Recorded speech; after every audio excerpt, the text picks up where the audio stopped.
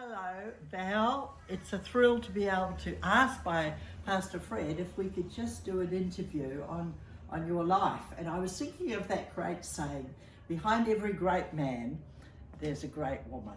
And I think, most of people that will be looking at this have known a lot about John Lewis. He's been around forever. But they probably would like to know a bit more about the great woman behind him. So I've prepared some questions and we'll just chat and we'll see how we go. But welcome, and it's lovely to be able to interview you. I mean, we do have a 43-year history, so yes, we know each other a little bit. Yes. But maybe we could start at the beginning and just tell us a little bit about your background and, maybe a favourite childhood memory that you hold. Yes, well, I was actually born in West Australia, moved to Victoria when I was 3 and grew up in Richmond Temple. One of my childhood memories, I think, would be with my grandfather. My mother's father was 6'2" and I was only a little tot, and he was doing the cleaning in Richmond Temple at that stage, and we would walk down to the railway station and he would stand me at the church on the altar, and he would get me to sing to all the little old ladies in the ladies' meeting.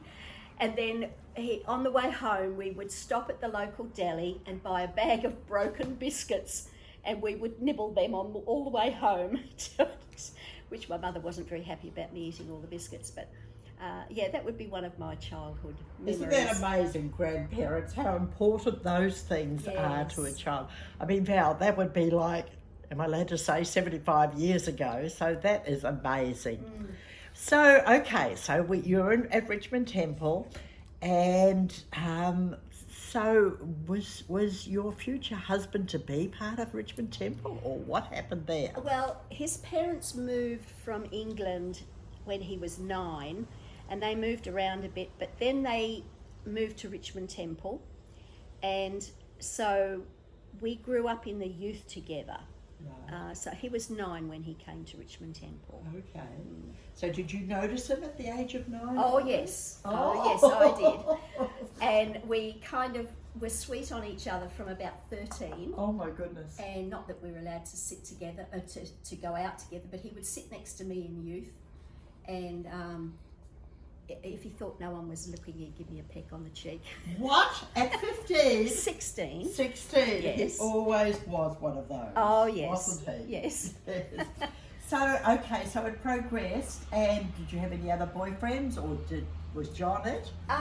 Well, John was my first boyfriend.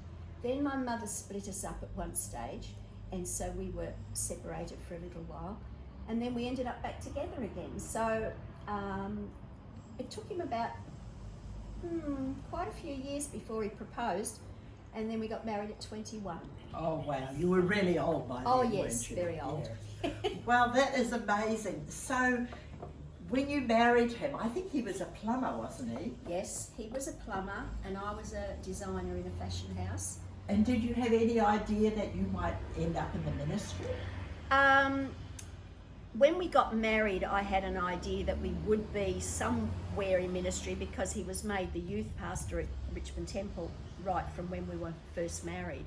Right. So I knew we were going to be doing something, whether it would be youth for the rest of our days.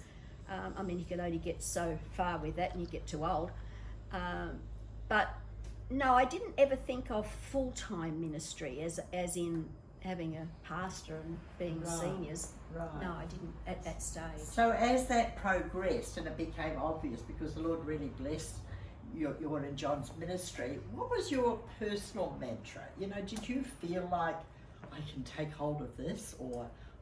No, I didn't at first, because I was very shy as a young person, and moving into John's family was a bit of a shock to me, because they were all extroverts and they were very out there, and I found it very hard because I was shy, and I'd always been sort of very hesitant, because I never thought anything I said would be worthwhile listening to. So the more that was affirmed to me, the more I retired into myself. So I found it very hard to mix with people. Right. So it was a big challenge for me Right. to even be a youth leader. Yes, yes. So at what stage, Val, did you feel like you could step up into your own calling, beside John, or behind John at that stage? Well, not until we came to Northside. I was still... Well, just give us a bit of a timeline how you came to Northside. Well, we went from Richmond Temple to Shepparton to Townsville and then down to Brisbane. But you were never senior pastors at... No, Townsville we were still youth pastors for 2 years, and then the next 2 years David Cartledge took him on as an associate pastor. Okay. But then to move down to Brisbane, then we were the senior pastors. And how old were you then when you moved down? 34. Wow, so you were quite young to take on a church. Yes. Your first church. Was that a big challenge? It was. There was only about 45 members then to start with, but it grew really quick. And we moved into Flockton Street in 76. Right. And it grew and grew and grew really fast. And that was a challenge for me because at that stage I still didn't have a lot of confidence in myself. Right. We would go to conferences and John would say, "Get out from behind me and go and talk to somebody." So I found it very hard. Right. But he encouraged me. He was a great encourager. Right. And he would push me into things. And if I said to him I didn't think I could do something, he'd say, "Well, is this your insecurities shining through again?" Wow.